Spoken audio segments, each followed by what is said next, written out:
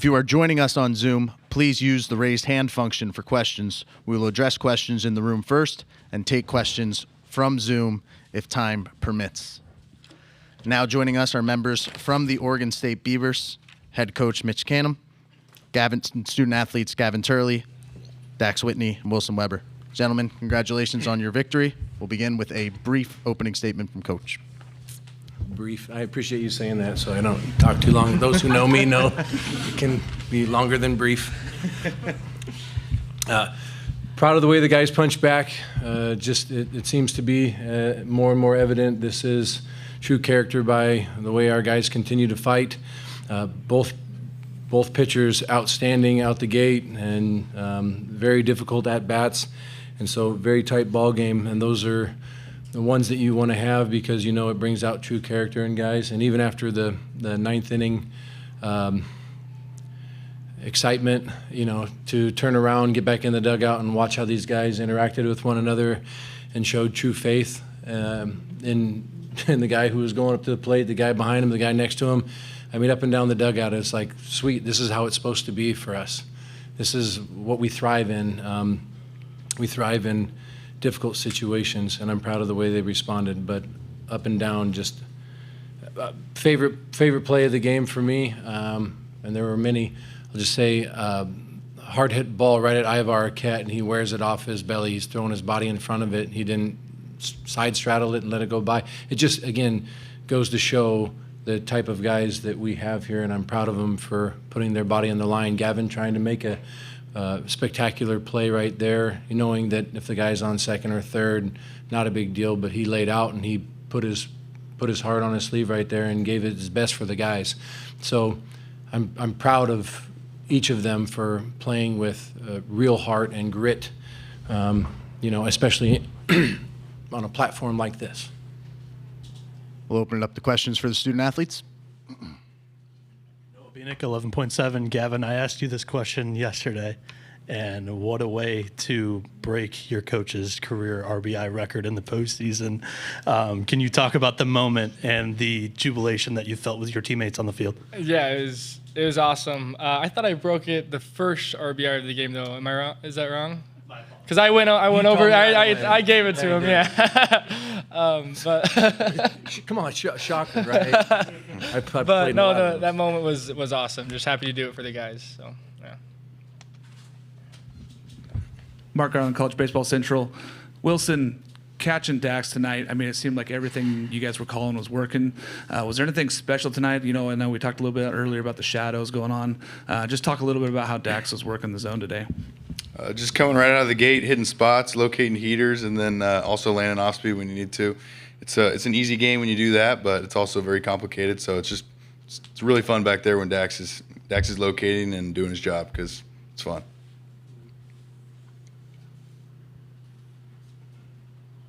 Yeah, Gavin, you mentioned breaking your coach's RBI record, but have you ever seen any footage of him playing here in Omaha? I've seen a little bit, yeah. Yeah, It's not nothing. I've seen nothing to inspire them as far as the catching goes or anything like that. More the rapping inspires us. So yeah, that's good. Appreciate that. Let's keep the questions that way.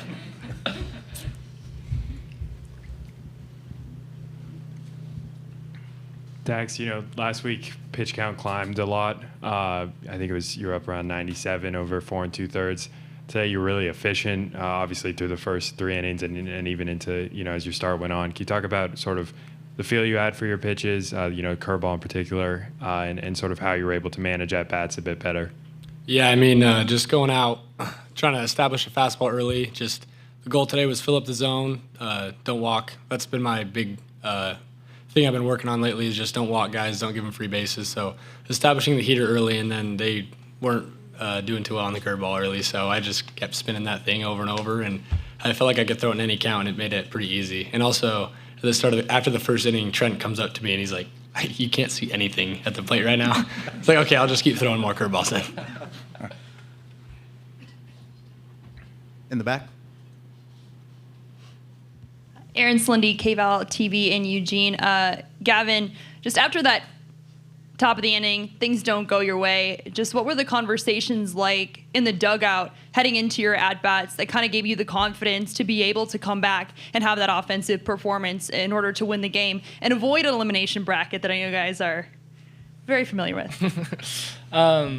Yeah, it was cool because it's the same thing every at bat for us. It's go up there and compete and try to hit the ball hard. And knowing that we had the top of the lineup up, I knew we had a real shot to do something dangerous. And as soon as Iva got on, opened a lot of possibilities up with the runner on first. So yeah, just getting in there and trying to get a good pitch to hit and hit it hard and let the game play itself out. So yeah. Dax, I know we talked a lot in the preseason about the reasons for coming here. This has to be like the reason why you wanted to come to Oregon State, to get that kind of start on this kind of night and perform like that, right? I mean, absolutely. This is the exact thing I had in mind when I made the decision to come to Oregon State. So it's kind of beautiful to see it all come into fruition here, and I wouldn't want to be doing it with any other group of guys. Jake McKeever, College Baseball Central. Gavin and Wilson, you guys mentioned the shadows, but it felt like that second time through the lineup, y'all had much more competitive at-bats, fouling pitches off. Is it really as black and white as the shadows getting better, or was there a change in the approach? I'd say it's definitely real for sure, but even like the second time through, like what you're going to see, and it is a little bit better, but it's just kind of understanding and having a different approach by just kind of almost two-strike type thought. Be like, I'm going to get something in the zone and hit it rather than like trying to do damage too early. Yeah, I think the shadows definitely play a part of it, but everyone's got to deal with them. So knowing that, just see the ball a little bit deeper and compete even harder. So. Wilson, knowing how familiar you guys are with the elimination bracket, knowing how hard it is to come back and be successful in the elimination bracket when your back's against the wall, I know that's a feeling that you guys are very used to, but how important was it? And what was there a sigh of relief kind of when you saw Gavin hit that ball and you saw Iva come be safe at home plate? Was there a sense of a relief knowing that you guys did avoid an elimination bracket off of the first game, and what does that mean? It honestly wasn't going through my head in the moment at all, but definitely it's nice to not have to go through that from the get-go. But it's just kind of goes to show that we're not out of it till the last out, and even if they did put up even 2 more runs that inning, we still probably would have done what we did and came back and won it. So that's kind of how I saw it. Dax, Wilson, Gavin, thanks for joining us. Thank you, guys.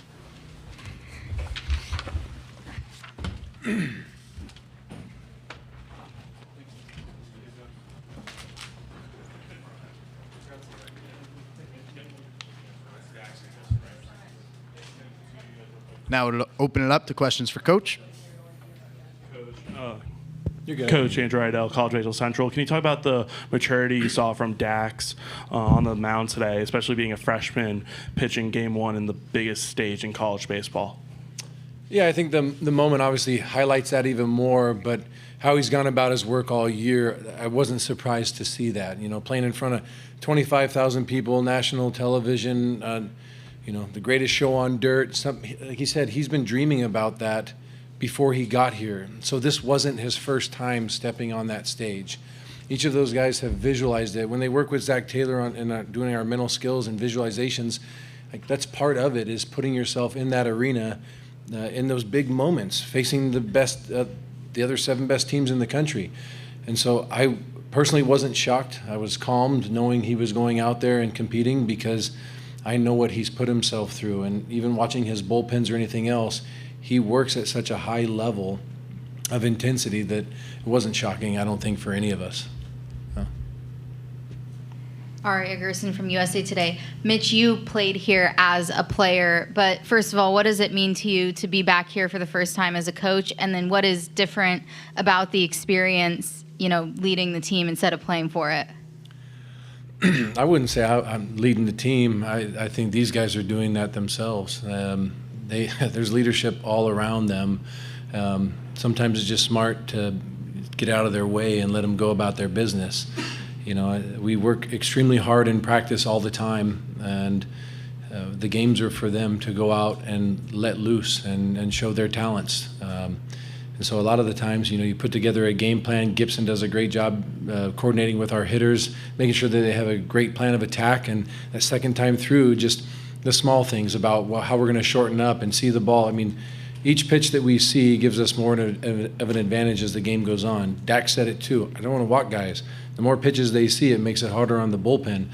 And so, like, being here is more fulfilling than being here as a player, I think, because I get to watch so many other people have joy and turn around and look at Beaver Nation supporting us the entirety of the way and watching these guys just glow. You know, you don't necessarily see that as a player. You're kind of you're with the guys and enjoying it, but now, like, you know, when you're playing, you're out there busting your butt and sweating it out pretty good. But right now, you get to sit back and you get to watch Ivar, Arquette's joy. You get to watch, you know, each of those guys competing and coming back and communicating with each other even more, you know, and like the joy is double of what it was as a player. And those were amazing times that still bring, like, you got to choke back tears when you're watching the highlights of it from way back when. It was black and white, but I still watch them. Noah Darling, College Baseball Central. Coach, kind of building off of that, pretty well documented. Pat Casey was here tonight. ESPN was kind of all over that. But when you think about the memories of that time that you just mentioned and just being around Casey as a head coach at that time, and when you're in a game like this, topsy-turvy, what do you think about in those moments that Casey might have done back then, and how has he remained a mentor for you? It was awesome to see him. I saw him this morning when we got back to the hotel after doing some interviews, and saw him and his wife rolling out of the hotel. So definitely got a big hug and excited that he's here. And I didn't expect to see him on the Jumbotron either. I know that's not his cup of tea, is to be in that situation. But tremendous mentor, always has been, always will be. And if anything, what I've learned from my wife, you know, Coach Casey and every other mentor that I've had and special person in my life, those moments that you start to feel a little sped up, I was actually, I felt a sense of calm come over me and just trying to stick with the process of what situations we have at hand, what could possibly come up, and being prepared, trusting your gut, but also, you know, having strong faith and being around people that are like strong in their faith as well allows you to be calm, because at no point are you alone, right? You always have him with you. And so, and not only that, do I have Jesus with me, I have all the guys in the clubhouse with me and all of Beaver Nation. So how would I ever feel overwhelmed or nervous when I have that, all of that with me? And that's a very powerful thing, and I'm grateful for that. And as I've grown older, it's, I think it's helping me with my longevity of life instead of stressing out all the time. Jake McKeever, College Baseball Central. Mitch, Gavin and Iva both had defensive miscues in the top of the ninth and then immediately flushed and had fantastic at-bats. What does that say about the resiliency of this team? And did that cross your mind when Iva had the error that he was coming up second in that inning? Well, I knew prior to that, usually like seventh inning, I was already like trying to get an idea of what was going to happen in the eighth, where we're at in the ninth. So if we can, you know, press on the bases a little bit more. You want to make sure that you're not cutting your outs short coming up for that possible ninth inning if something does happen. You know, so it mitigates a little bit of risk that we're going to take earlier on. But knowing those guys were there, like, that's where a ball gets to the fence. I mean, we were talking about, I look all around the field and I'm looking at Gold Glovers. Those guys steal the heck out of bases. We got a good time to the plate. Wilson threw a dart to second, puts on a great tag. We're in a good spot, no one's on base. Okay, they get another hit, and the ball kicks around a little bit here and there. But the worst thing you can do is panic, right? You got to take a breath, and even if the game's tied, we still get to hit, and we're at a great spot in our order. And when I say a great spot in our order, I mean it's our turn to hit. That's always a good spot to be in. And how these guys work day in and day out, that gives me that confidence in those moments. And I know if I'm not feeling confident, it's going to spread to the rest of the guys. And so you're constantly looking at the lineup card and looking at the guys, and you know you're breathing that positivity into existence. And so Ivar Arquette's made 4 errors all year, and he was trying to make a really immaculate play for the guys. AJ Singer's made 1 error all year. That guy is a magician with the glove. Our guys work extremely hard, and so sometimes those things are going to happen. And I'm not surprised, but also very proud of how they responded to each of those things that happen. And isn't that how it always works out? There's a miscue, and then that guy wins the game or whatever. But Gavin did the right thing going after the ball right there. It didn't matter if he missed it or not. It was going to be a hit, so might as well try to take one away when you got a 2-run lead. Any other questions for Coach? All right, that'll conclude our press conference for this evening. Coach, thanks for joining us. Thank you. Hammond Communications will post a recording of this press